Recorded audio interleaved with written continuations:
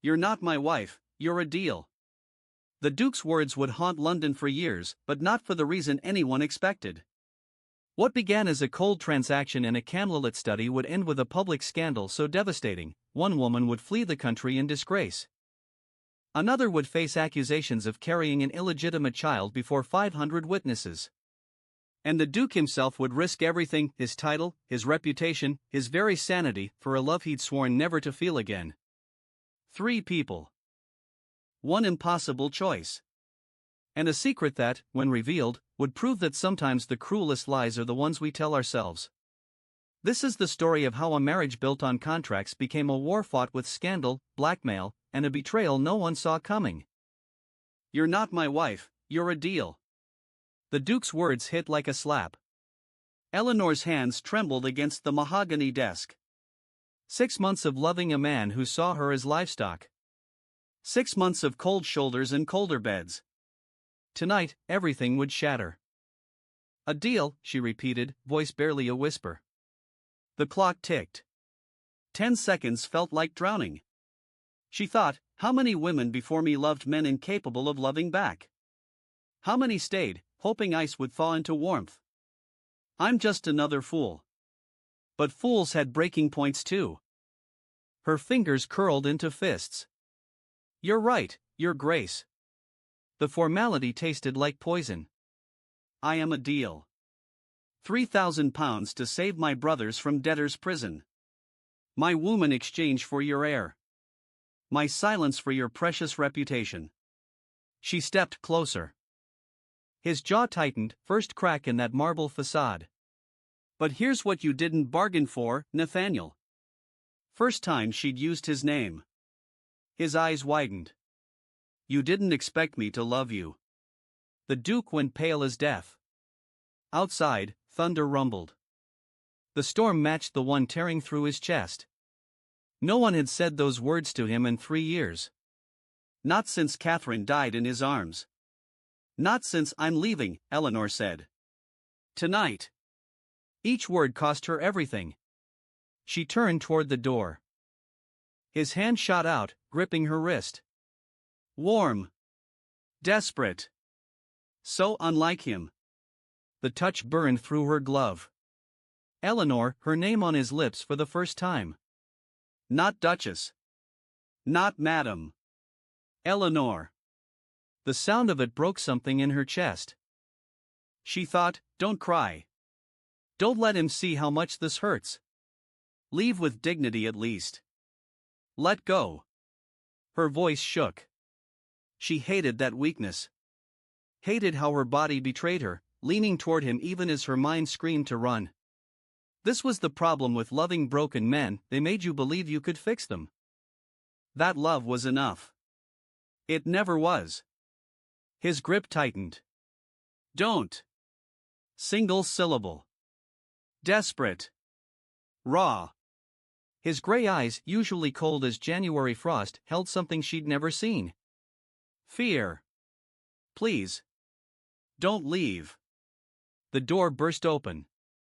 Mrs. Pemberton, the housekeeper, breathless and panicked. Your Grace. Forgive me, but Lady Victoria Ashford has arrived. Says it's an emergency. The old woman's eyes darted between them, reading the tension. Something about her father's estate and urgent legal matters requiring immediate attention. Eleanor felt him retreat before he physically moved. The walls slammed back into place.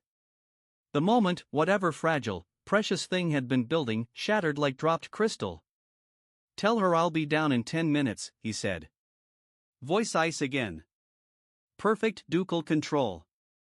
The man from seconds ago vanished. Mrs. Pemberton disappeared. Eleanor pulled her wrist free. Who is Lady Victoria? She tried to keep her voice steady. Failed spectacularly. Someone from before. He wouldn't meet her eyes. It's business. Nothing more. But the way he said it, clipped, defensive, almost guilty, spoke volumes. This woman, whoever she was, had the power to make the Duke rebuild his armor in seconds. Which meant she'd once gotten close enough to matter. Close enough to hurt him. Eleanor's stomach dropped. She thought, of course. Just when he almost opens up, a ghost arrives to pull him back under. Every woman who'd ever competed with a man's past knew this helpless rage. I should retire, she managed. Your business awaits. Eleanor, he reached for her again. She stepped back. If he touched her now, she'd break completely. Beg him to choose her over whoever this Victoria was. And she had too much pride left for that. Barely, but enough. Good night, Your Grace. She fled before tears could betray her. Behind her, she heard him dressing. Preparing. Transforming back into the Duke who couldn't afford vulnerability. Because Lady Victoria Ashford had just walked back into his life. And Eleanor had the sinking, visceral certainty that her own was about to become a battlefield. 6 months earlier, Eleanor had stood in this same study as a different woman. 23 years old, desperate, and still stupidly hopeful. Her father's debts, £10,000 to creditors who'd threatened violence. Her younger brothers, 14 and 16, days from being thrown into workhouses or worse. She'd sold everything, her mother's pearls, grandmother's silverware, even her own hair once for 30 shillings that lasted a week. It was never enough. Poverty was quicksand, the harder you fought, the deeper you sank. Duke Blackwood sat behind the desk, shadow and sharp angles. 34 years old, they said. Widower. His first wife and infant son dead from scarlet fever 3 years past. Since then, a ghost in a man's body. The ton whispered, he'd locked his heart in the grave with them and thrown away the key. She thought, he looks like a man who's already dead inside. Maybe that makes us a perfect match, he's too broken to hurt me, and I'm too desperate to care. Young Eleanor had no idea how wrong she'd be. £10,000, he'd said, voice flat as winter ice. I'll clear every debt. Provide for your brother's education at Eton. Your father's medical care, private physicians, not workhouse doctors. He slid a contract across mahogany. In exchange, you become my wife. Bear me an heir. After that, you may do as you please, separate households, discreet affairs if you wish. I don't care. The words should have warned her. I don't care, 3 words that summarized her entire future. Eleanor's stomach twisted. She'd read novels where girls married for money, where love grew from duty like roses from stone. But his eyes, empty as abandoned houses. Still, what choice existed? Watch her brothers starve? Her father die in shame? I accept, she'd whispered. The Duke's expression didn't change. No relief. No satisfaction. No humanity. Nothing. He simply rang for his solicitor. 20 minutes later, her signature sealed her fate in India ink. The wedding came 3 weeks after, small, cold, efficient as a business merger. 30 guests who gossiped behind fans. No flowers because Catherine loved flowers, and it would be disrespectful. Her brothers cried. The Duke said his vows like reading a shipping manifest. That night, he'd come to her chambers, performed his marital duty with mechanical precision, then left without a word. Not even good night. She'd lain there afterward, staring at ceiling shadows, thinking, this is my life now. This coldness. This emptiness. Forever. The thought should have destroyed her. Instead, it made her angry. Anger, she'd learn, was better than despair. Anger kept you warm when nothing else would. The next morning at breakfast, she'd tried conversation. The weather is lovely. He'd grunted, hidden behind his newspaper. Perhaps we could walk the gardens? He'd left the table without answering. She'd smiled at Mrs. Pemberton, who looked at her with such pity that Eleanor wanted to scream. That was 6 months ago. 6 months of learning what loneliness felt like even when sharing a home with another person. 6 months of watching him mourn a dead woman while a living one loved him desperately, quietly, hopelessly. 6 months of becoming a ghost herself, the living wife haunting the same halls as the memory of the dead one. Sometimes Eleanor wondered which of them was more pitiful, the Duke, trapped in his past, or her, trapped in loving someone who checked out of life years before she'd arrived. The question had no good answer. Just two people drowning in the same house, too proud or too broken to reach for each other. But tonight, something had shifted. Tonight, she'd finally said the words aloud, "I love you." And he'd looked at her like she'd struck him. Maybe she had. Maybe love was violence when offered to someone who'd sworn never to feel again. Now this Victoria person had arrived, and Eleanor could feel the fragile progress crumbling. She thought, I should have kept my mouth shut. Should have stayed silent, dutiful, invisible. At least then I wouldn't hurt like this. But it was too late for regrets. The words were out. The damage done. Now she'd simply have to survive the consequences. The first ball as Duchess of Blackwood was Eleanor's introduction to exquisite torture. She'd worn emerald silk, his mother's favorite color, the housekeeper had mentioned hopefully. Perhaps he'd notice. Perhaps he'd smile. Perhaps pigs would sprout wings and fly. He didn't notice. The Duke stood 20 feet away, discussing trade routes with Lord Pemberton as if she didn't exist. Eleanor thought, I'm a piece of furniture. Expensive furniture he occasionally uses, but furniture nonetheless. At least furniture doesn't have feelings to hurt. Lady Hartfield approached with venom disguised as concern. Poor dear, how brave wearing green. Everyone knows it clashed terribly with the first Duchess's complexion. But you wouldn't have known, would you? Being so new to society. The emphasis on new meant common. Meant unworthy. The words sliced cleanly. Eleanor's cheeks burned. She thought, smile. Nod. Don't let them see it hurts. Don't give them the satisfaction. Every woman who'd ever been the outsider knew this game, pretend the arrows don't pierce skin. Die quietly, elegantly. Then a miracle wrapped in cruelty. The Duke materialized at her elbow, his hands settling on her waist. Through layers of silk and whalebone corset, she felt his warmth. Her breath caught. His cologne, sandalwood and something darker, made her dizzy. Lady Hartfield, his voice caught ice, my wife looks exquisite in any color. Though I doubt you'd understand, given your fondness for that particular shade of jaundice yellow. Lady Hartfield gasped like a beached fish. Several nearby guests smothered laughs. The Duke guided Eleanor away, his jaw tight with controlled fury. For 3 heartbeats, she allowed herself to believe he cared. That he'd defended her out of affection, not just ducal pride. Then he leaned close, his breath warm against her ear, sending shivers down her spine, and shattered everything. Don't embarrass me again by standing alone like some wallflower. You're the Duchess. Act like it. He released her and vanished into the crowd. The ballroom spun.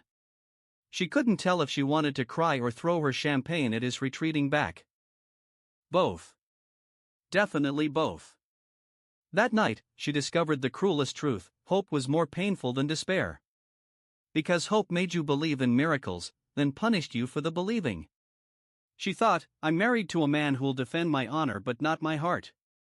Who cares about appearances but not feelings? This is my life. This is my forever. The realization tasted like ashes. October rain hammered Blackwood Manor's windows. Eleanor sat in the library, her sanctuary from suffocating silence. Leather-bound books lined the walls, smelling of vanilla and forgotten dreams.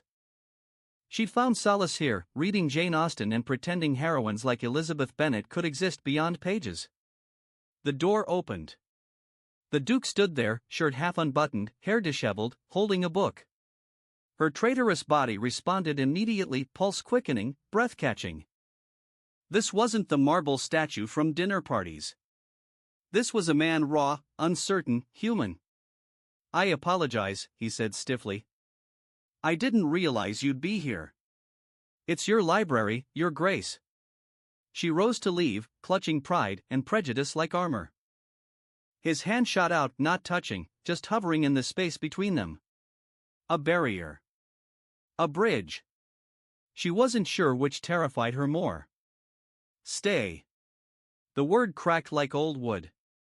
please. That single syllable cost him everything. She saw it in the tension of his shoulders, the way his fingers trembled slightly before he shoved them in his pockets. This was the vulnerability she'd been searching for, proof he was more than ice and duty. Eleanor sat. He poured 2 glasses of brandy without asking, handed her one. Their fingers brushed. Electricity shot up her arm. She thought, this is dangerous. This tiny connection. Because now I'll crave it like opium, and he'll disappear for weeks, and I'll be left withdrawal sick and pathetic. They sat in silence, listening to rain assault the manor. No words. Just presence. Just 2 lonely people sharing space. After 20 minutes, he spoke. She loved this room. Read to our son here. Thomas. He was 2 months old when the sentence died. But Eleanor heard the rest in the breaking of his voice. Her throat tightened. I'm sorry. Inadequate words for infinite pain. But what else existed? You couldn't hug grief away or logic it into submission. The Duke nodded once, drained his glass, and left.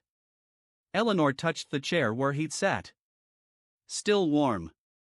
Still human. Still utterly unreachable. That night, she made a fatal mistake. She let herself hope again. She thought, maybe this is progress. Maybe we're building something. Hope, she'd learn, was the cruelest addiction. Because it kept you believing in miracles that never came. The servants never spoke of her. The first Duchess, Catherine. Her portrait hung in the East Wing, a corridor Eleanor had been subtly steered away from by every member of staff. Curiosity finally won. 3 weeks after that rainy library evening, Eleanor climbed the forbidden stairs. Catherine Blackwood stared from gilded canvases, blonde, ethereal, beautiful in that untouchable way of angels in stained glass. Painted 7 years ago, before tragedy. Before death. Eleanor's chest constricted. She thought, how do you compete with a ghost? How do you make a man love you when his heart is buried 6 feet underground with someone else? Answer, you don't. You just slowly go mad trying. She was kind. Mrs. Pemberton appeared silently, making Eleanor jump. 70 years old with eyes that had witnessed too much grief. Kinder than most nobility. Visited tenant families, read to the sick, gave away half her pin money to the poor. Past tense. Everything about Catherine lived in past tense. His Grace adored her. Worshipped the ground she walked on. Eleanor's throat burned. Of course he had. Catherine was perfect. Eleanor was just present. What happened? She already knew. But knowing facts wasn't the same as understanding devastation. Mrs. Pemberton's eyes filled. Summer of 1844. Scarlet fever swept through the village. Her Grace insisted on helping nursing families, bringing medicine, ignoring His Grace's warnings. The old woman's voice cracked. The baby caught it first. Little Thomas, not yet 3 months old. His Grace tried to isolate them, but Catherine wouldn't leave the nursery. Nursed him day and night for 4 days while he burned alive in her arms. Eleanor's hand flew to her throat. The image horrifying, visceral. She thought, this is what love looks like at its most brutal. Watching your child die slowly and being completely powerless. Then she caught it, Mrs. Pemberton continued. His Grace locked himself in their bedroom with her. Wouldn't eat. Wouldn't sleep.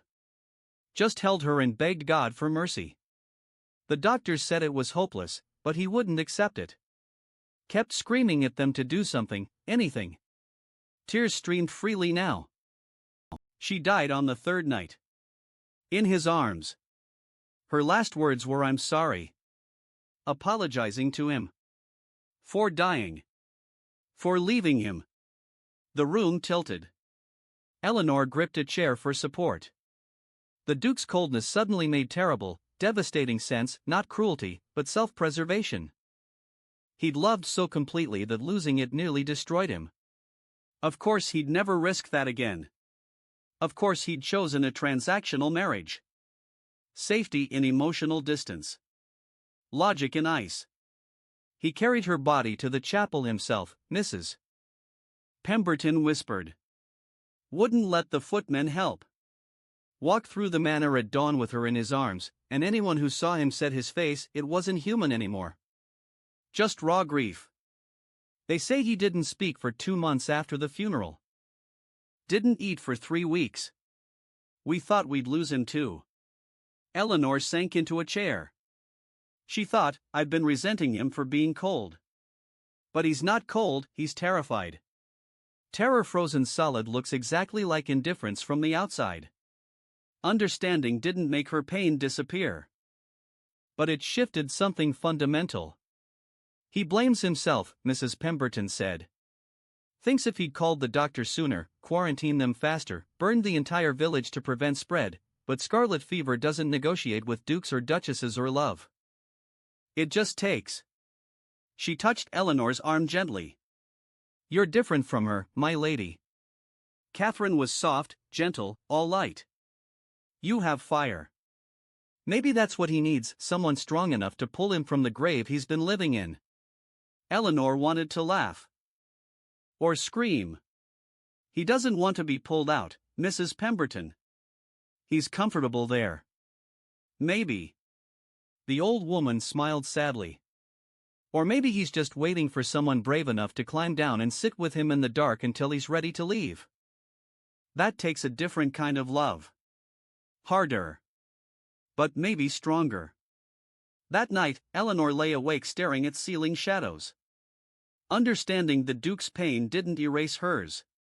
But it reframed everything. He wasn't a monster. Just a man so broken that feeling anything, even anger, required more courage than he possessed. Could she be patient enough?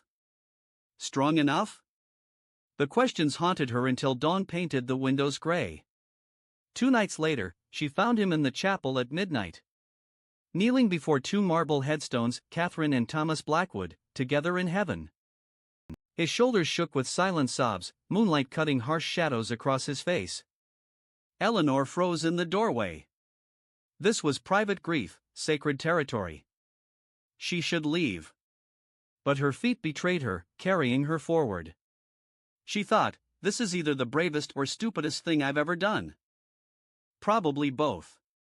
She knelt beside him on cold stone. Didn't speak. Didn't touch. Just stayed. After endless minutes, his hand found hers in the darkness. Squeezed once. Hard enough to hurt. Hard enough to mean something. Her heart shattered and repaired simultaneously. This tiny gesture was the beginning of something. Or maybe the end of everything. She couldn't tell which terrified her more.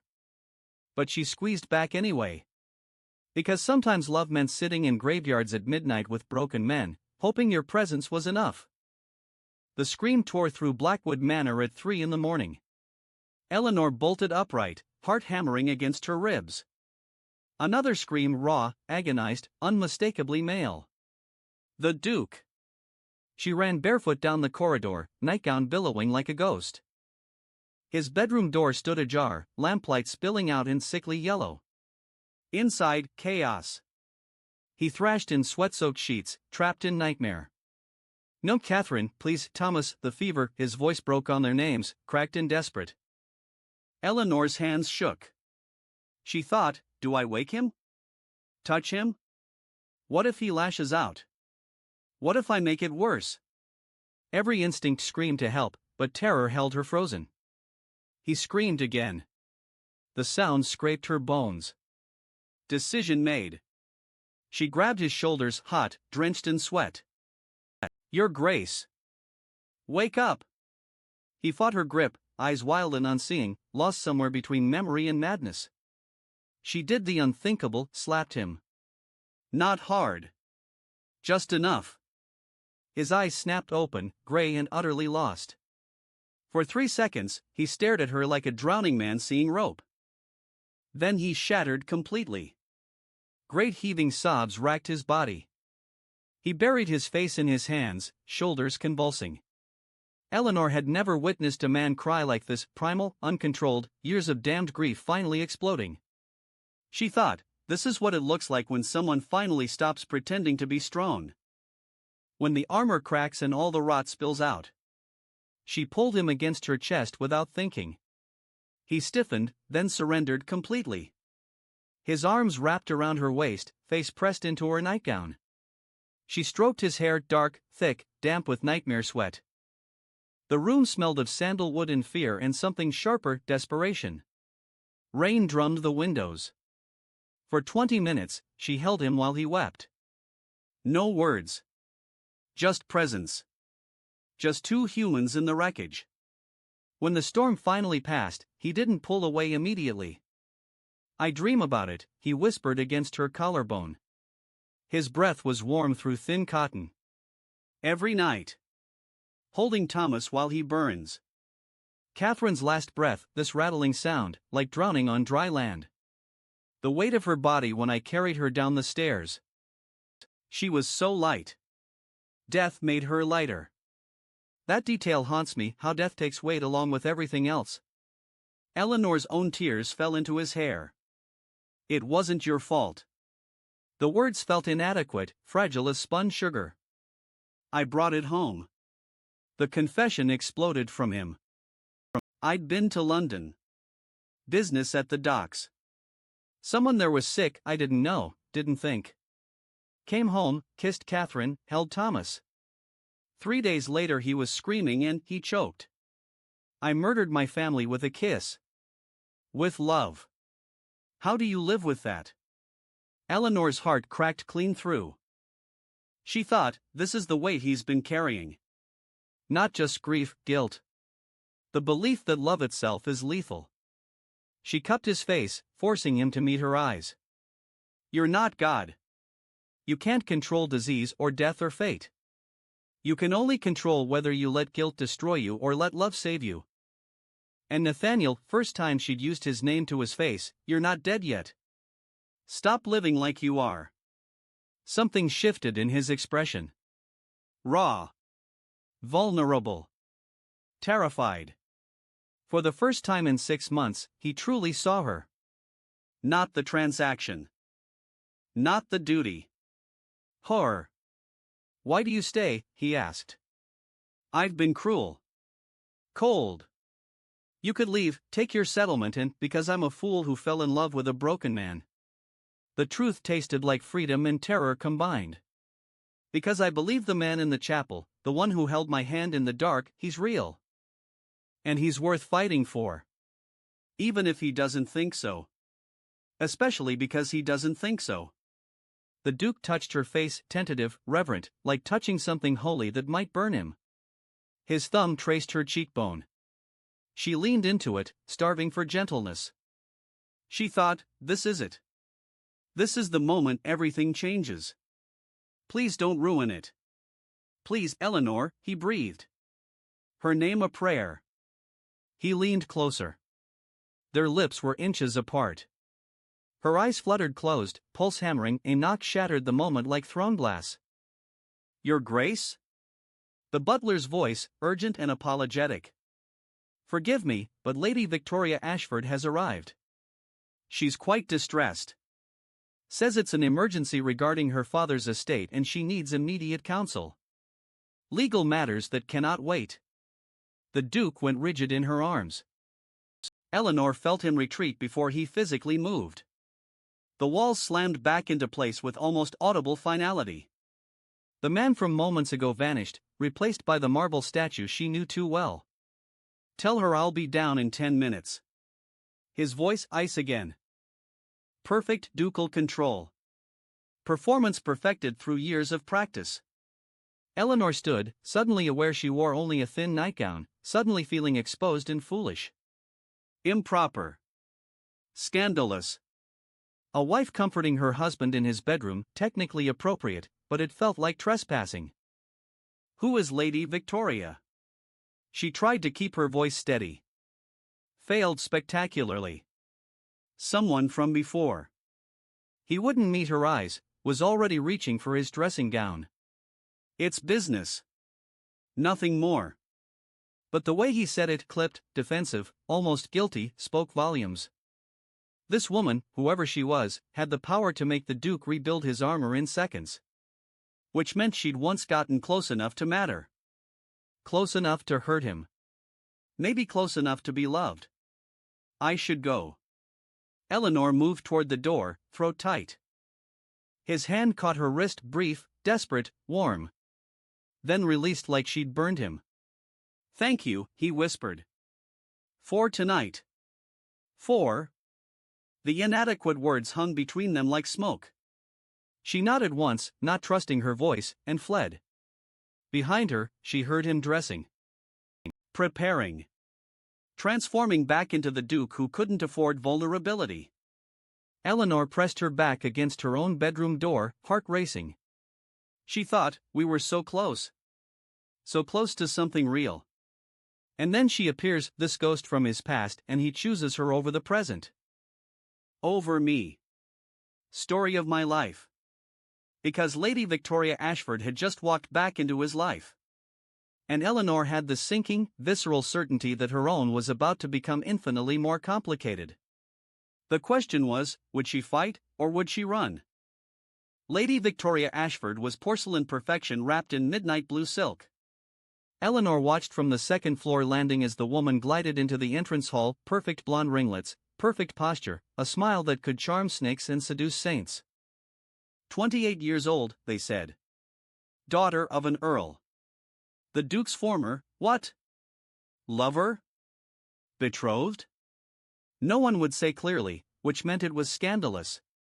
The Duke descended the main staircase. Victoria's face transformed tears, delicate and theatrical. Nathaniel, she breathed. First name. Intimate. Familiar.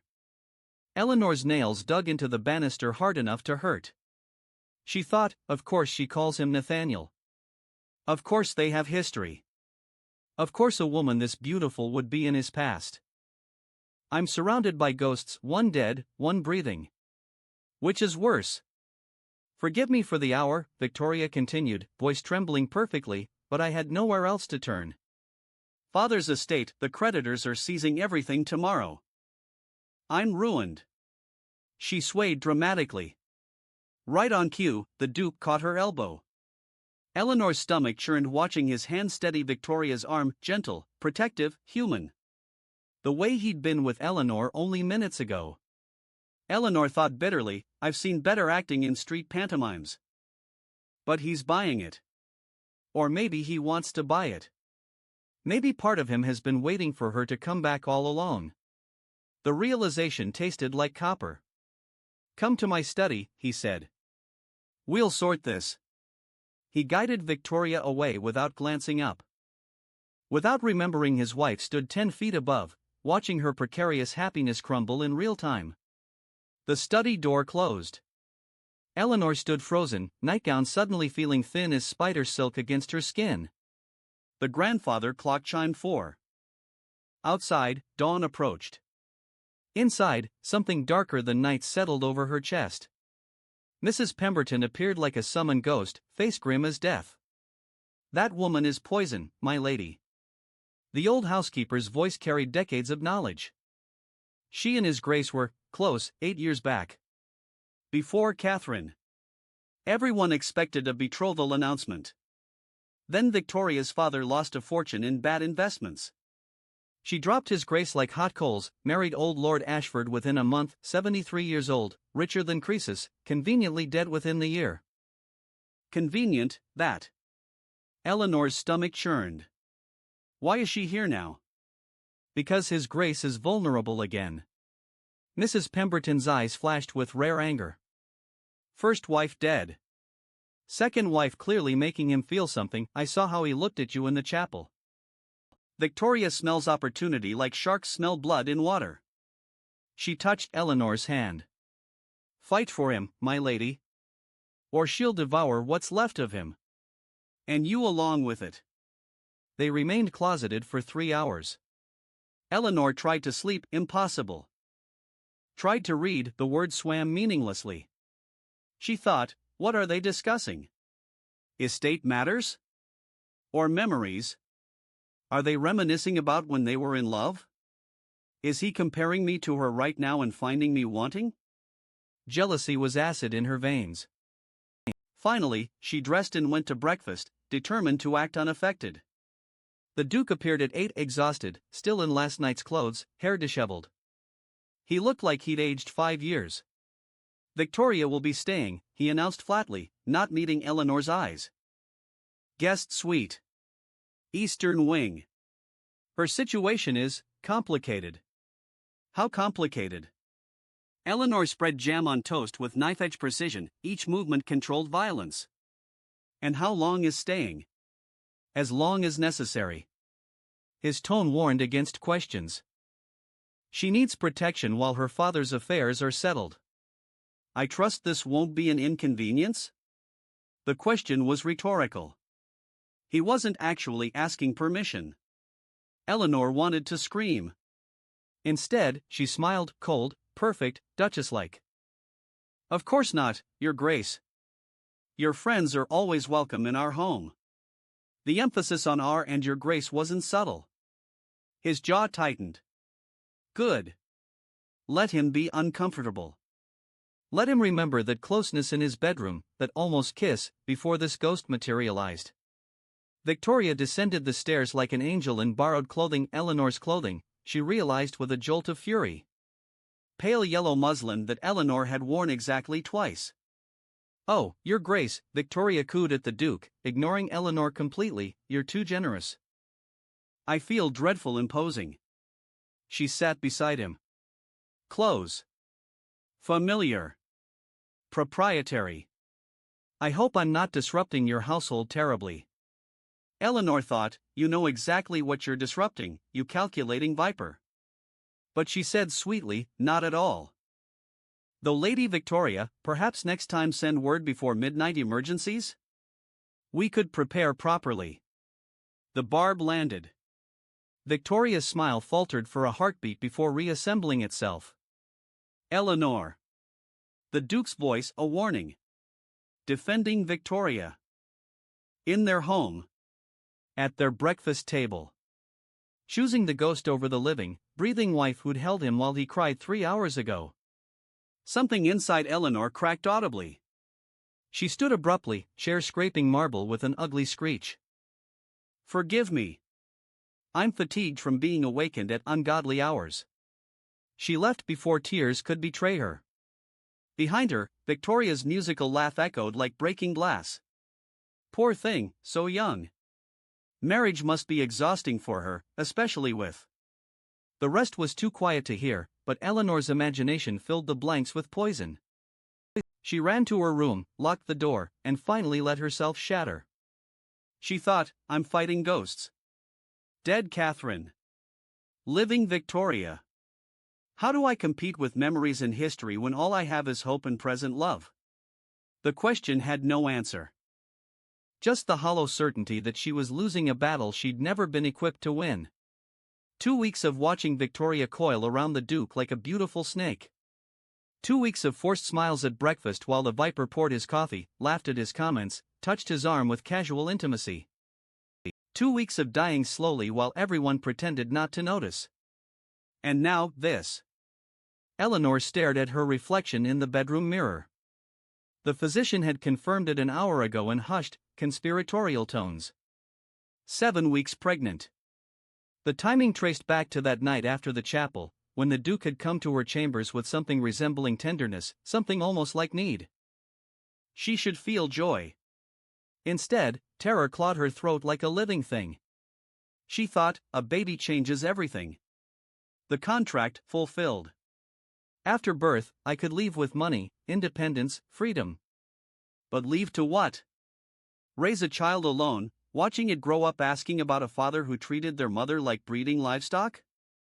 Her stomach revolted. She barely made it to the basin. Morning sickness is dreadful, isn't it?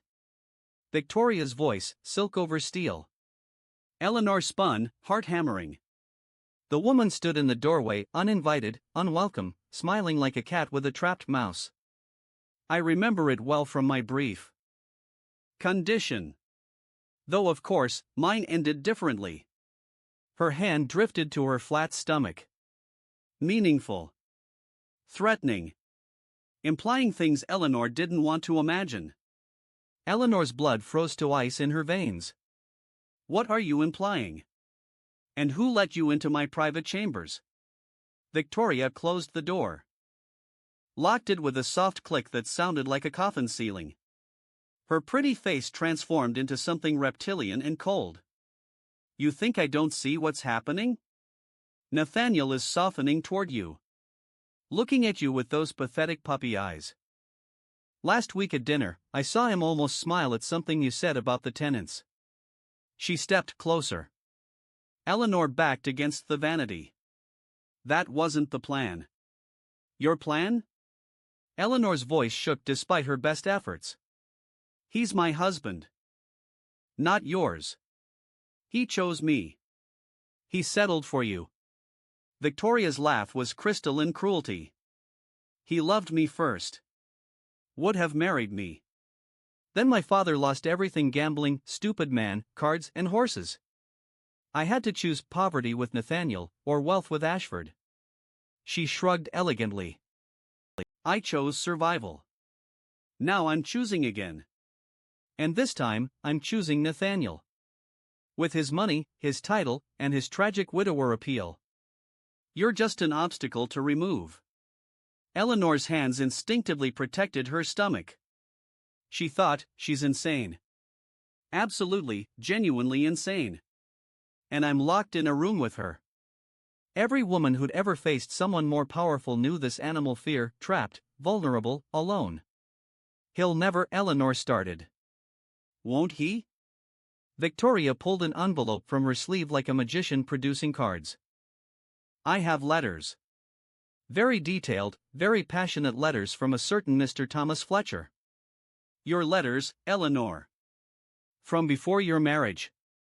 She opened it, began reading in a mocking, theatrical tone.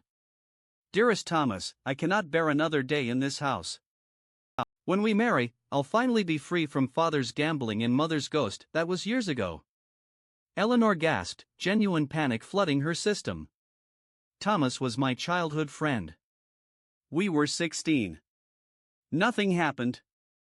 It was innocent. Does it matter what actually happened? Victoria's eyes glittered with malice. What matters is what society believes. An innocent girl writing passionate letters to a man not her husband? Planning to marry him? The scandal would destroy you. The Duke would annul the marriage on grounds of prior attachment and potential fraud. Your child would be, she paused deliciously, savoring each word, illegitimate. Bastard Blackwood. Has a certain ring to it, doesn't it? The room spun violently. Eleanor gripped the vanity to stay upright. She thought, this is what drowning feels like when you're not even in water. When someone's holding your head under and smiling while you suffocate. Every woman who'd ever been cornered by someone more powerful, more ruthless, knew this helplessness the moment you realize you've already lost. What do you want? The words tasted like ash and surrender. Victoria's smile returned, triumphant and cold. Simple. You leave. Tonight. Write a letter saying you can't bear the marriage anymore, the coldness, the loneliness, whatever drives wives to madness. Runaway bride makes excellent gossip, but not scandal. Nathaniel will be hurt, then relieved. Within 6 months, I'll comfort him properly. Within a year, I'll marry him and have the life I should have had 8 years ago. Everyone wins. Except my child. Eleanor's voice broke. Who grows up without a father? Without a name. Without legitimacy. Details. Victoria waved dismissively, examining her perfect nails. You'll have money from the original contract. Raise it in the country. Tell people you're a widow, tragic young widow, very sympathetic. No one will know the truth. Your secret dies with your departure. She placed the letters on the vanity like laying down winning cards. You have until midnight. Leave voluntarily, or I show these to Nathaniel and every gossip from here to London. Your choice, controlled exit or public destruction. She unlocked the door, paused. Choose wisely, dear. For your baby's sake. Then she was gone, leaving Eleanor alone with impossible choices. Eleanor collapsed into the chair, letters scattered like accusations before her. Innocent words from her younger self, twisted into weapons. She thought, how does someone so beautiful become so monstrous? Or was she always this way, and Nathaniel just couldn't see it? The baby barely real, just a flutter of possibility in her womb, deserved better than this. Deserved a father who might, possibly, eventually learn to love. But how could she tell the Duke about the pregnancy now? He'd think she was manipulating him, using the child as leverage against Victoria's threats. The trap closed perfectly. Leave and protect her child from scandal, or stay and risk total ruin. The clock chimed noon. 12 hours until midnight. 12 hours to choose between impossible and unthinkable. Eleanor pressed her forehead to the cool mahogany vanity and finally let herself cry, for the baby who'd done nothing wrong, for the marriage that might have been, for the girl who'd once believed love conquered all. That girl had been a fool. Love conquered nothing. It just made you vulnerable to people who'd use it against you. Eleanor found the Duke in his study 3 hours after Victoria's ultimatum. He looked up from ledgers, face unreadable. She thought, now or never. Tell him about the baby. Trust him to choose us over her. But the words stuck in her throat like broken glass. There's something I need to tell you, she began. Her hands trembled. I'm pregnant. His voice was flat. I know. Mrs. Pemberton told me this morning. She thought I should hear it from staff rather than discovering it by accident. He set down his pen with careful precision. Congratulations. The contract is fulfilled. The coldness in his tone destroyed her. She thought, he knows about the baby and feels nothing. Just relief that his obligation is met. Tears burned, but she refused to let them fall. There's more. Victoria has letters. I'm aware of the letters too. He stood, walked to the window. She showed them to me an hour ago. Very touching correspondence with young Mr. Fletcher. She believes they prove prior attachment. He turned, gray eyes unreadable. Do they? Eleanor's world tilted. Victoria had already poisoned him against her. Thomas was a childhood friend. Nothing more. I was 16, foolish, but it was innocent. I swear I believe you. The words should have been relief. Instead, they felt like condemnation. But belief doesn't matter. Society thrives on scandal, not truth. Victoria is threatening to make those letters public unless you leave voluntarily. She told me her terms, you disappear, she comforts me, everyone moves forward. Eleanor couldn't breathe. And you're considering it? I'm considering, he said quietly, how to destroy her so thoroughly she'll wish she'd never been born. His eyes met hers, no longer cold, but burning. Did you think I'd choose her over you? Over our child? He crossed the room in 3 strides, cupped her face. Eleanor, I love you. I should have said it weeks ago. I'm saying it now. I love you, and I will not let Victoria or anyone else hurt you. Do you understand? She nodded, unable to speak, tears finally breaking free. He kissed her forehead. Trust me. I have a plan. It requires you to be brave at the Devonshire ball tomorrow night. Can you do that? What kind of plan? His smile turned predatory. The kind that gives Victoria exactly what she wants, a stage for her performance. And then burns it down around her. The Duchess of Devonshire's ball glittered with malicious anticipation. 500 guests packed the ballroom, ostensibly to celebrate the season. In reality, they'd come for blood sport. Rumors of scandal involving the young Duchess Blackwood had spread like plague. Eleanor wore crimson silk that made her look like a sacrifice dressed for slaughter. The Duke's grandmother's rubies at her throat felt like a collar. Trust me, the Duke had whispered before they entered. Eleanor wanted to. But fear tasted like copper on her tongue, and Victoria's smile across the ballroom looked like victory already achieved. They'd been there an hour, dancing twice, the Duke holding her closer than propriety allowed, whispering reassurances she couldn't quite believe when Victoria struck. Eleanor was near the refreshment table, speaking with Lady Pemberton about absolutely nothing, when Victoria's voice rang out loud enough to turn heads, soft enough to seem accidentally overheard. Poor Eleanor, so brave pretending everything's fine. If it were me, carrying another man's child while married to a duke, I'd die of shame. The ballroom froze. Every conversation stopped mid-word. 500 pairs of eyes swung toward Eleanor like loaded weapons. She felt the blood drain from her face. The Duke stood across the room, frozen. This wasn't the plan. Victoria was supposed to reveal the letters privately first, give Eleanor a chance to defend herself before witnesses. This was public execution. Lady Hartfield gasped dramatically, always ready to perform. Another man's child? Whose? Some nobody named Fletcher. Victoria produced the letters with theatrical flair, like a magician revealing his finale. Love letters from before the marriage. Quite passionate. Quite detailed. And now she's conveniently pregnant? She turned to Eleanor with false sympathy, eyes glittering with triumph.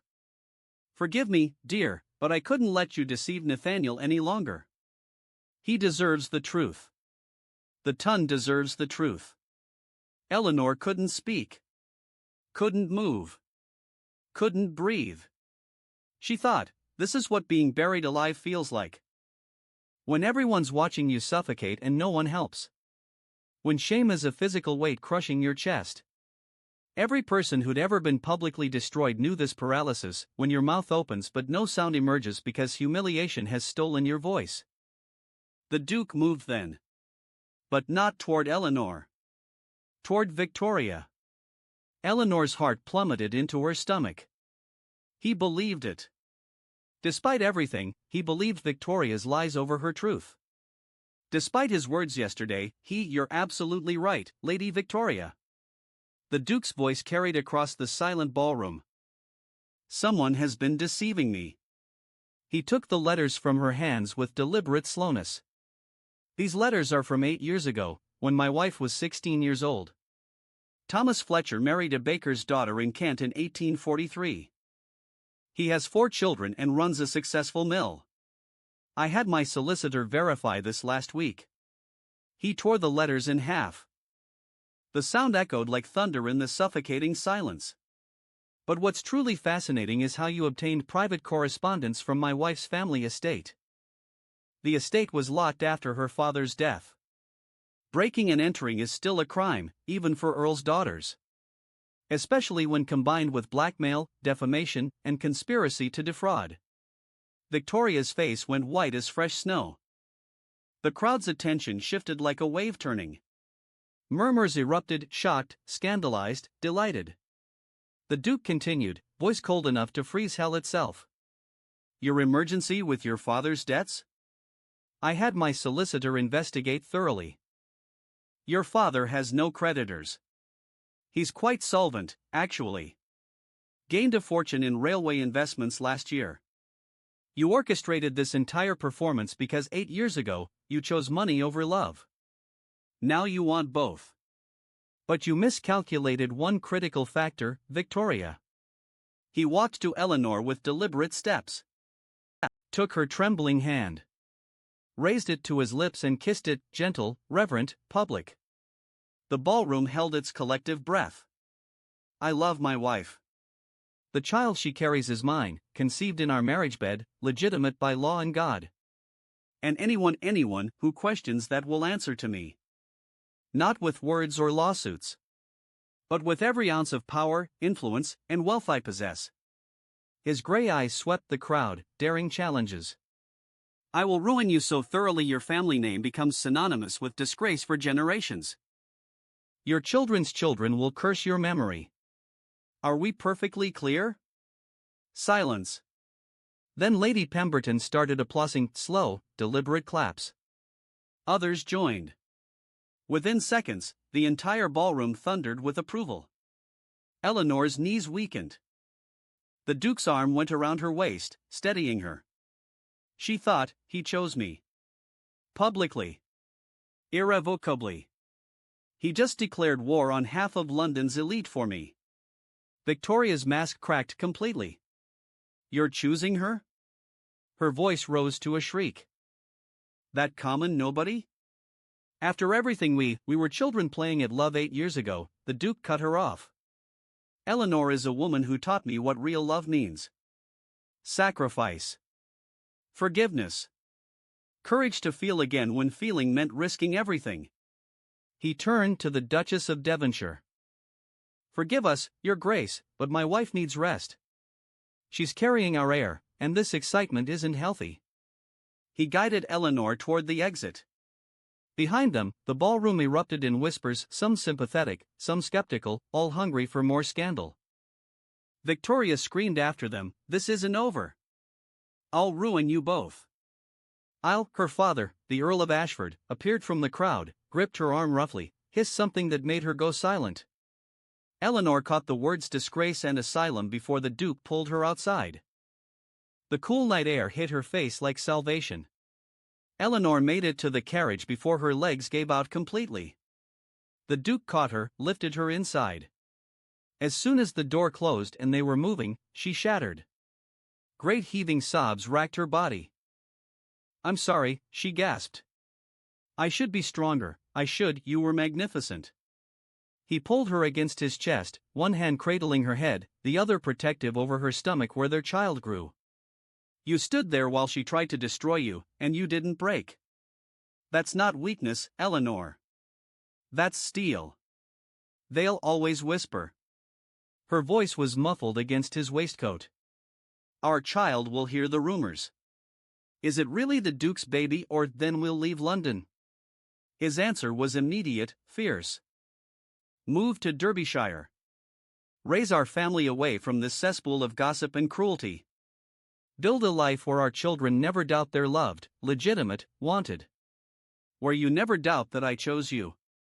Every day. Every moment. Over everyone and everything else." Eleanor pulled back, searching his face. She thought, he means it. He's willing to abandon his entire world, his title's influence, his position in society, everything he spent years maintaining for us. The realization was overwhelming. You'd give up London? Your seat in Parliament? The clubs, the connections, all of it? I'd give up England if necessary. He cupped her face with both hands. "Eleanor, I was dead for 3 years. A walking corpse going through motions. You made me alive again. That terrified me. So I pushed you away, called our marriage a transaction, acted like you meant nothing. But you," his voice cracked, "you're everything. The contract was me trying to protect myself from feeling. You shattered every defense I built. Made me human again. Made me want to be human again." "I thought you'd choose her," Eleanor whispered. "When she showed you the letters, I thought, I know." He kissed her forehead. "I should have told you immediately that I knew they were meaningless. Should have shared my plan. But I was arrogant, thought I could control the situation perfectly. I nearly lost you because of that arrogance. Forgive me." The carriage rolled through London streets. Eleanor watched gaslight pass over his face. This man who'd been ice, was now fire. Who'd been dead, was now desperately, messily alive. She thought, this is what love looks like. Not perfect. Not easy. But real. Choosing each other even when it costs everything. "There's still Victoria," she said quietly. "She won't just disappear. Her father is sending her to their estate in Scotland. Indefinitely." The Duke's smile was grim. "Seems the Earl is quite concerned about his daughter's mental state. Threatening a Duke's wife publicly, making unfounded accusations, hysterics. Very concerning behavior. He believes country air and isolation will help her recover." The implication was clear: asylum or exile. Victoria had a choice, neither pleasant. Eleanor should have felt triumph. Instead, she just felt tired. Tired of fighting. Tired of proving herself. Tired of being strong. "Can we go home?" she asked. "Not the London house. Real home. Blackwood Manor. We'll leave at dawn." He held her tighter. "And Eleanor? You're never fighting alone again. Whatever comes, gossip, scandal, Victoria's revenge, if she's foolish enough, we face it together. You and me and our child. That's all that matters." She nodded against his chest, finally believing him. Finally letting herself hope that maybe, just maybe, love could be enough after all. They should have been happy. The Duke had defended her publicly, destroyed Victoria's schemes, declared his love before 500 witnesses. They should have been happy. So why did Eleanor feel like she was drowning? 3 days after the Devonshire ball, whispers still followed her everywhere. The market women stopped talking when she passed. The church, pitying looks from families she'd known for months. Even the servants at Blackwood Manor exchanged glances when they thought she wasn't watching. She thought, he can declare truth 1,000 times, but people will always prefer scandal. Always choose the exciting lie over the boring reality. The Duke didn't see it. Or pretended not to. He was different now, softer, attentive, everything she'd wanted. But every kindness felt tainted by doubt. Was he loving her, or trying to convince himself he'd made the right choice? Was their child legitimate, or would it grow up hearing whispers everywhere, bastard Blackwood, Fletcher's real spawn, the child that trapped a duke? She pressed her hands to her barely swollen stomach. 8 weeks now. Small but real. She thought, what kind of mother brings a child into a world that's already judged it guilty before birth? What kind of love is that? The Duke found her in the nursery, the room that had belonged to little Thomas, untouched for 3 years. She was holding a tiny wooden horse, tears streaming silently. "Eleanor?" His voice, concerned. She couldn't look at him. "They're saying I trapped you," she whispered. "Got pregnant deliberately to force your hand. That you only defended me out of duty, not love. That you'll resent me eventually, resent the child." She finally met his eyes. "What if they're right? What if this baby ruins both our lives?" "That's ridiculous." He crossed the room, tried to take her hands. She pulled away. The hurt on his face was immediate, visceral. "Eleanor, I meant every word at the ball. I chose you. I love you." "You love the idea of redemption," she said, each word cutting herself as much as him. "Saving the broken widow, getting a second chance at family. But what happens when the novelty wears off? When the baby cries all night and I'm exhausted and society still whispers? When you look at me and remember I'm not Catherine, will never be Catherine, stop." His voice was sharp. "Don't do this. Don't sabotage us because you're scared." "I'm not sabotaging." She was, and they both knew it. "I'm being realistic. You deserve better than a wife society considers a fraud. Our child deserves better than being called illegitimate every day of its life." She set down the wooden horse with shaking hands. Maybe it's better if I leave. Quietly. You can tell everyone I died in childbirth. Tragic, but clean. You'd be free to what?" His voice rose, anger and pain mixing. "Free to be miserable again? Free to spend another 3 years as a corpse pretending to live?" He grabbed her shoulders. "Eleanor, I was dead before you. Dead inside. You brought me back. You think I'd just let you go?" "I think," she said quietly, "that you'd let me go if it meant protecting me from scandal. Because that's who you are, noble, sacrificial. But I can't watch you destroy yourself for me. Can't watch our child grow up in the shadow of doubt." She pulled away. "I'm going to Rosewood. My mother's estate. Just for a while. To think. To breathe. Eleanor, please." Her voice broke. Please don't make this harder. I need space. Time. To figure out if I'm strong enough for this. If we're strong enough for this. She fled before he could argue further, before she could collapse into his arms and let him convince her to stay. Eleanor left at dawn. No goodbye. Just a note on her pillow, gone to Rosewood for rest. The pregnancy requires quiet. Please don't follow. 10 words that felt like goodbye. The Duke read it 3 times, each time hoping the words would change. They didn't. She'd left him. After everything, the confession, the ball, the declarations, she'd still left. Rage and panic warred in his chest. He thought, I drove her away. My past, my coldness, my inability to make her feel safe enough to stay. This is my fault. All of it. Your Grace. Mrs. Pemberton appeared, wringing her hands. I found this in Her Grace's chambers. Thought you should see. She handed him a leather-bound book. Brown, worn edges. Eleanor's diary. I can't read her private, she left it on her pillow, Your Grace. The old woman's eyes held knowing. Not hidden in a drawer. Left. Like she wanted you to find it. Like she wanted you to understand. She retreated silently. The Duke stood alone in Eleanor's abandoned room. Lavender lingered, her scent fading. He opened to a random page, hands trembling. November 12th, he looked at me today. Really looked. For 3 seconds at breakfast, his eyes met mine, and I saw something. Pain. Loneliness. Recognition. Then he looked away, and the moment died. But for 3 seconds, I wasn't alone. Neither was he. Is this what love is? Collecting moments like a beggar hoarding coins?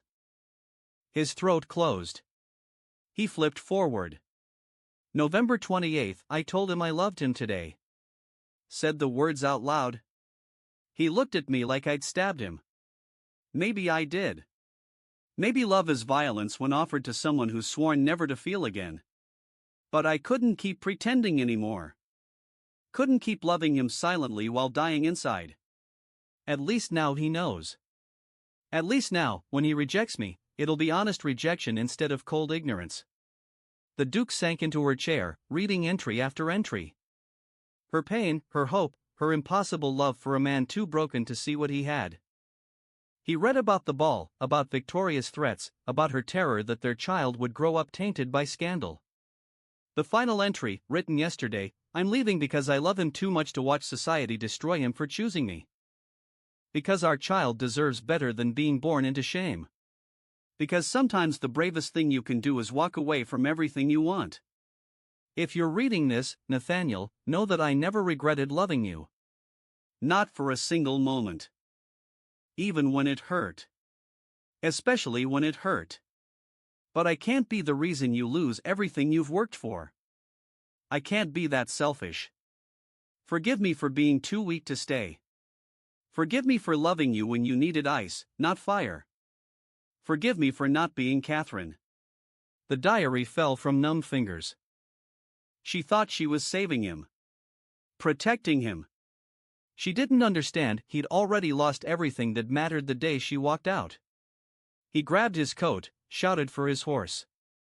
Rosewood was 15 miles through storm-threatening weather. He didn't care if lightning struck him dead. Eleanor was leaving because she loved him too much. And he'd be damned before he let her sacrifice herself on the altar of his cowardice. The storm broke when the Duke was 5 miles from Rosewood. Rain lashed his face like frozen needles, turning roads to rivers of mud. His horse, Apollo, struggled through the deluge, hooves slipping on treacherous ground. Thunder cracked overhead, nature's rage matching his own desperation. Every hoofbeat pounded the same rhythm, too late, too late, too late. Lightning illuminated the path in violent white flashes. He thought, what if she won't listen? What if I've destroyed her trust so completely that words mean nothing anymore? What if this is how love ends, with me chasing a ghost through a storm while she runs from salvation? Every man who'd ever realized he loved someone only when losing them knew this terror, that redemption has an expiration date and you've already missed it. His coat was soaked through, cold seeping into bones. He didn't care. Hypothermia was nothing compared to losing Eleanor. The diary's words haunted him, "Forgive me for not being Catherine." She thought she was competing with a ghost. Didn't understand that Catherine had been his past, but Eleanor was his present and future. Was every breath he'd take if she'd just let him prove it? Rosewood Manor appeared through sheets of rain, dark, forbidding, a single light burning in the upper east window. Her childhood bedroom. Mrs. Davies had mentioned once that Eleanor used to hide there during storms, reading by candlelight until dawn. He dismounted on shaking legs, numb from cold and desperate writing. The front door locked. He pounded with frozen fists. "Eleanor! Open the door!" Silence. More pounding.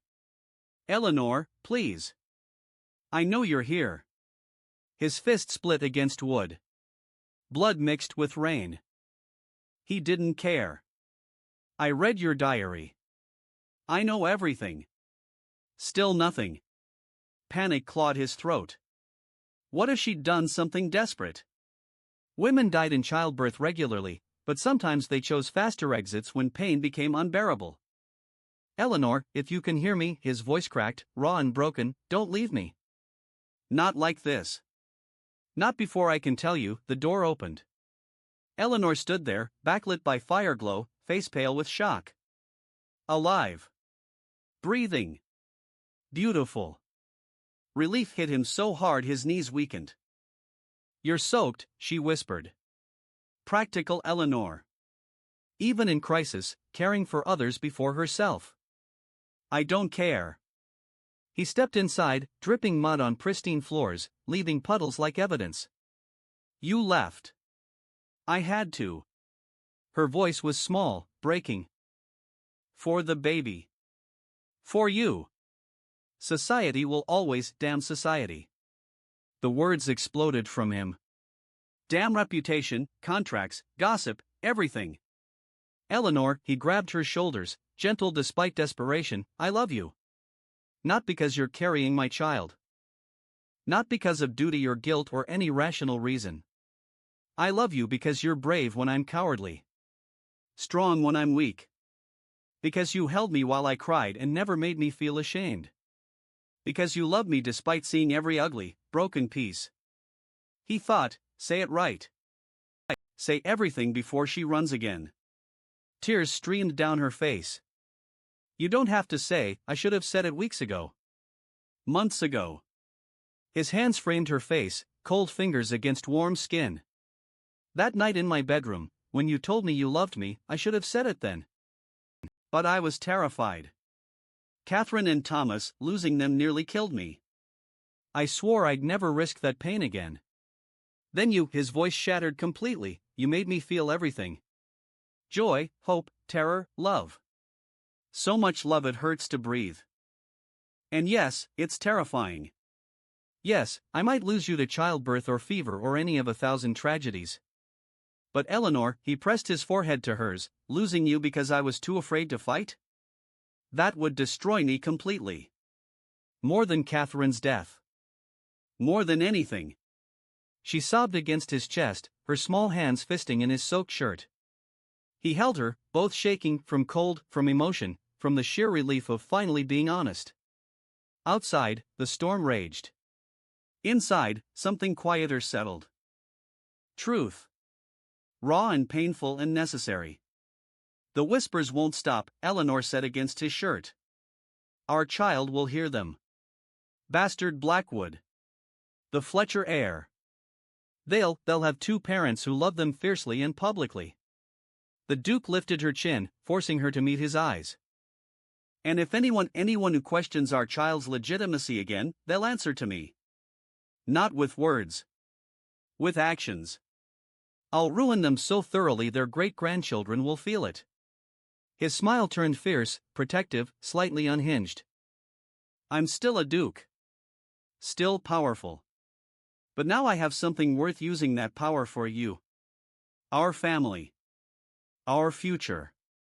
Eleanor's laugh mixed with tears, watery and disbelieving. You'd destroy half of London for us? All of it, if necessary. He kissed her forehead, soft and reverent, like touching something holy. I was dead for 3 years. A walking corpse. You made me alive again. That terrified me. So I pushed you away, called our marriage a transaction, acted like you meant nothing. But Eleanor, his gray eyes held hers with desperate intensity, you're everything. You shattered every defense. Made me human again. Made me want to be human. Want to feel even when feeling hurts. She touched his face, cold, rain-soaked, beautiful. I was going to disappear after the birth. Let you believe I died. If you'd done that, his voice dropped to a whisper, raw honesty bleeding through every syllable, I would have followed you into the grave within weeks. There's no version of my future that doesn't include you. No life worth living without you in it. He kissed her then, desperate, claiming, promising everything. She melted into him, weeks of distance dissolving. The kiss tasted like rain and tears and coming home after being lost too long. When they broke apart, both breathless, Eleanor whispered, I'm still scared. Of childbirth. Of society. Of losing you. So am I. The admission cost him everything. Every day. Terrified. But Eleanor, being brave isn't being unafraid. It's being terrified and doing it anyway. You taught me that. He placed his hand over her barely swollen stomach, feeling the promise of life beneath. We'll be terrified together. Face everything together. And if society doesn't approve? He shrugged. We'll move to Scotland. Scandalize sheep instead. Her laugh was genuine, surprised, the most beautiful sound he'd ever heard. Come inside properly. You're freezing. You'll catch your death. Already did, he murmured against her hair. Been dead 3 years. You're the resurrection. She pulled him toward the fire, and he followed, cold, soaked, perfectly alive.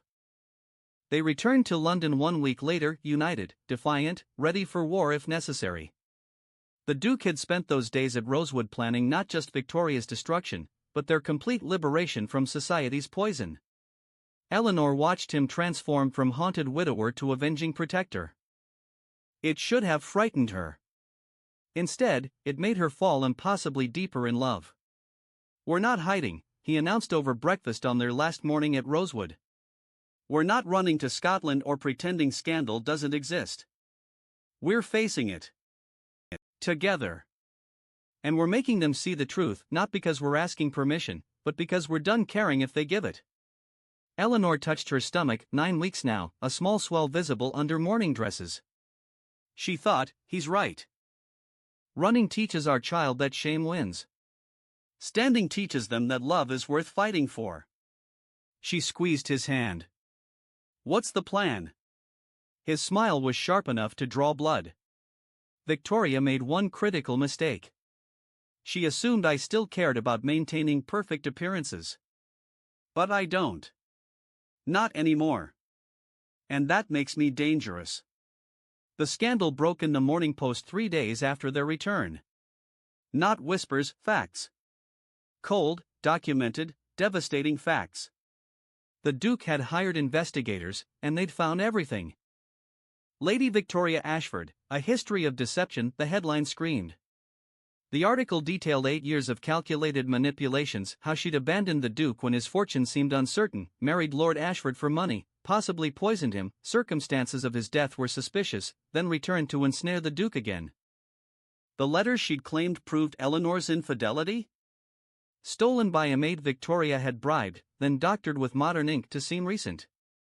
The investigators had found the original bribe receipts. Eleanor read the article twice, coffee growing cold in her hands. She thought, this will destroy Victoria completely. Utterly. Forever. Part of her felt vindicated. Another part, smaller, quieter, felt almost sorry for her. Almost. Don't, the Duke said, reading her expression. Don't pity her. She would have destroyed you without a second thought. Would have made our child illegitimate for her own ambition. She deserves exactly what she's getting. I know. Eleanor set down the paper. But doesn't this make us like her? Using scandal as a weapon? No. His voice was firm. We're using truth. There's a difference. She used lies to destroy an innocent woman. We're using facts to expose a guilty one. Justice, not revenge. The ton's reaction was swift and merciless. Within 48 hours, Victoria was completely ostracized. Invitations withdrawn. Cut direct on the street.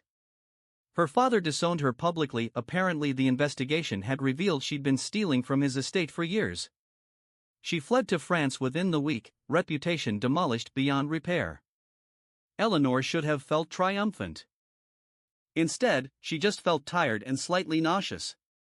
Morning sickness at 10 weeks was particularly unpleasant. The Duke found her in the bathroom, holding her hair back while she retched into a basin. Glamorous, isn't it? She gasped between heaves. Growing your hair. He rubbed her back gently. The most beautiful thing I've ever seen, he said, completely serious. She would have laughed if she wasn't actively dying. She thought, only he could find romance in vomit. Actually romantic or actually insane? Both, probably. You're a terrible liar, she managed. I'm completely honest. He dampened a cloth, wiped her face. You're growing our child. Fighting morning sickness, facing scandal, refusing to break despite everything trying to break you. That's not just beautiful, it's magnificent. The turning point came at Lady Pemberton's garden party 2 weeks later. 300 guests, most curious to see how the infamous Duke and Duchess would behave post-scandal. Eleanor wore pale blue silk that accommodated her growing stomach without hiding it. She thought, let them see. Let them count months and do mathematics. We have nothing to hide. They arrived fashionably late. Conversation didn't stop exactly, but it shifted, became watchful, predatory. Lady Hartfield approached first, because of course she did. Duchess Blackwood, how brave of you to attend. Given circumstances. The Duke stepped forward, but Eleanor touched his arm. Stopping him. She'd fought her own battles long enough, time to win one publicly. Lady Hartfield, how kind of you to acknowledge me. I know it must be difficult, given that your own daughter recently eloped with that stable hand. What was his name again? John? James? Jarring, certainly. She smiled sweetly. But we all face circumstances beyond our control. The difference is some of us handle them with grace. Lady Hartfield went purple. Several nearby guests smothered laughs. The Duke's eyes gleamed with pride and barely suppressed amusement. Lady Hartfield sputtered, retreated. Eleanor thought, did I just do that? Did I actually just cut Lady Hartfield in public? She wanted to giggle hysterically. The Duke leaned close, whispered, You're magnificent. Remind me never to make you angry. Too late, she whispered back. You already did. Multiple times. But I'm keeping a list for future reference. His laugh, genuine, surprised, delighted, turned heads. People stared. Let them. Eleanor was done caring. Done shrinking. Done apologizing for existing. The Duchess of Devonshire approached then, face unreadable. Eleanor braced for attack. Instead, the older woman smiled. My dear, you've become the most interesting person in London. Victoria's exposure was quite educational. It seems we all owe you an apology.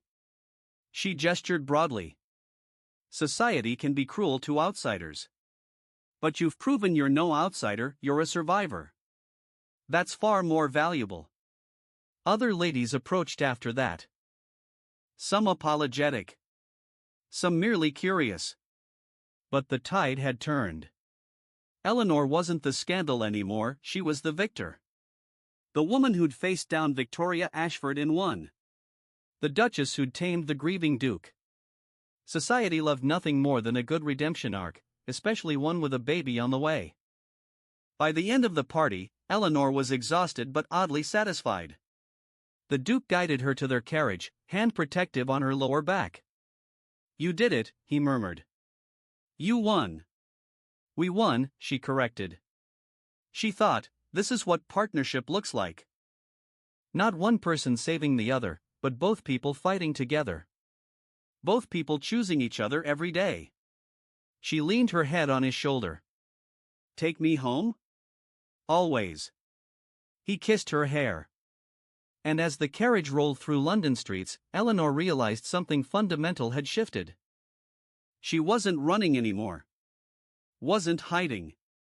She was Duchess Blackwood not by accident or contract, but by choice. By love. By the kind of courage that only comes from having something worth fighting for.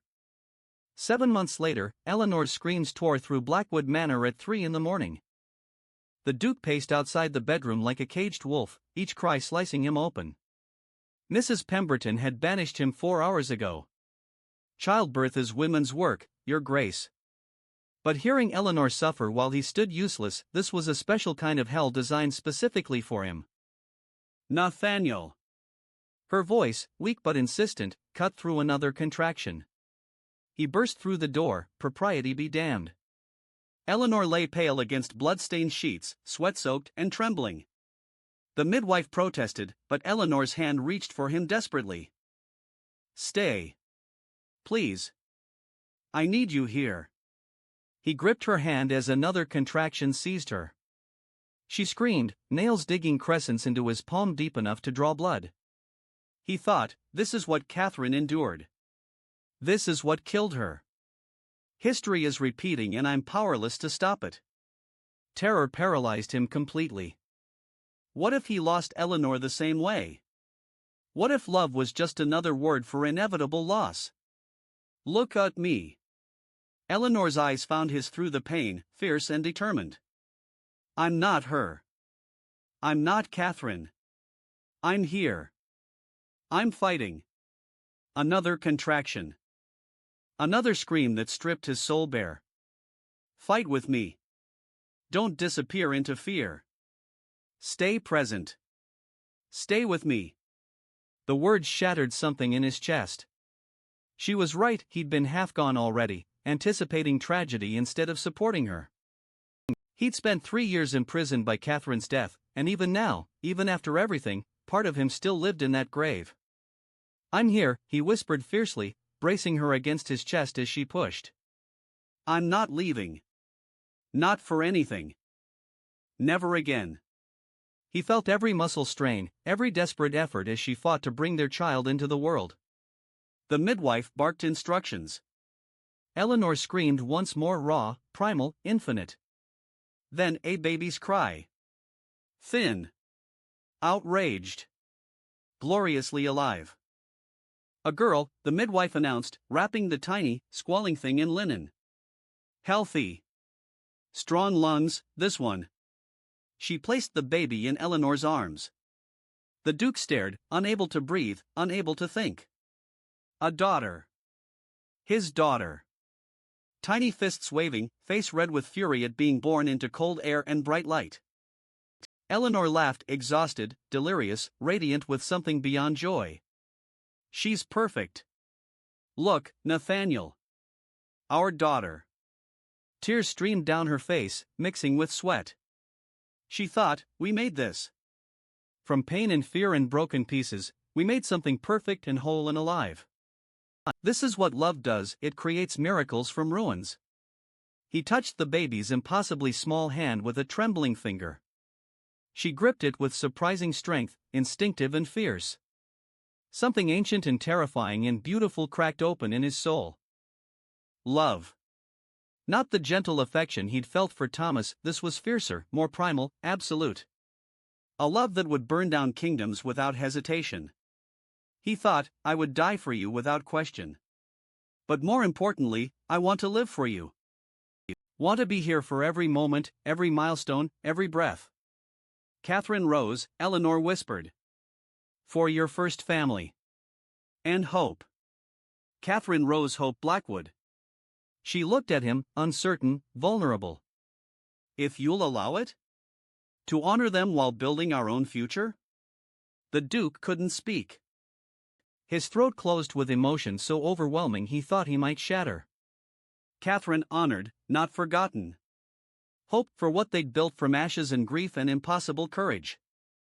He nodded, kissed Eleanor's forehead with reverent gentleness, then his daughter's. Perfect. She's absolutely perfect. You're perfect. This, his voice broke completely, this is everything. 3 weeks later, Eleanor found him in the chapel. Not kneeling in grief this time, standing, holding their daughter, speaking softly to the marble headstones. Catherine Rose slept peacefully in his arms, tiny and trusting. Catherine, Thomas, meet your sister, he said quietly. Catherine Rose Hope. She's loud. Stubborn like her mother. Loves being held. Hates being put down. I think you'd love her. Eleanor's heart swelled watching him. He continued, unaware she listened from the doorway. I thought keeping my heart locked away honored your memory. But I was wrong. You taught me how to love. Eleanor taught me it's okay to love again. Both truths matter. Both are sacred. He kissed the baby's dark hair. Thank you for the time we had. Thank you for showing me what family means. I'll never forget you. But I'm finally ready to live again. To be present instead of haunted. To choose joy over grief. Eleanor stepped into the chapel, no longer hiding. The Duke turned, no shame in his tears. I loved them, he said simply. And I love you. Both things are true. Both things are allowed. I know. She took his free arm. Together, they stood before the graves, past and present, grief and joy, loss and hope existing simultaneously without contradiction. Because that's what healing looked like. Not forgetting. Not replacing.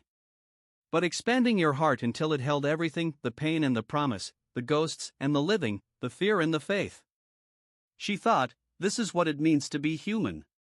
To carry both death and life, both sorrow and joy, and somehow keep walking forward anyway. 5 years later, Catherine Rose chased chickens through Blackwood Manor's gardens, squealing with delight. Her brother, 2-year-old Thomas Edmund, toddled after her on unsteady legs. The Duke watched from the terrace, Eleanor's hand warm in his. Gray touched his temples now. Laugh lines bracketed her eyes. Time's gentle marks of life actually lived. Do you ever regret it? Eleanor asked. Leaving London society? We're practically hermits now. After Victoria's scandal, they'd retreated to Derbyshire permanently. Hosted quiet gatherings. Raised their children away from ballrooms and gossip. Built a life on their own terms, away from society's constant judgment. The Duke smiled, watching his daughter teach her brother how to catch butterflies incorrectly. Never. Not once. He squeezed her hand. This, watching our daughter covered in mud teaching her brother terrible wildlife skills, this is everything I never knew I needed. Eleanor leaned into him, comfortable silence settling. Then, quieter, sometimes I think about that first night. When you told me I was just a deal. I was terrified, he admitted easily now. 5 years of honesty, of therapy through conversation, of choosing vulnerability daily. Terrified of feeling anything. Terrified that if I loved you, I'd lose you too. So I tried to make you nothing. Made myself nothing. Built a prison and called it safety. What changed? She'd asked before. He always answered. Because some truths bore repeating, deserved remembering. You didn't leave when I gave you every reason to. You loved me at my worst. Made me believe I deserved a second chance at happiness, at life. He turned her to face him. You taught me that courage isn't the absence of fear. It's being terrified in choosing love anyway. Every day. Even when it hurts.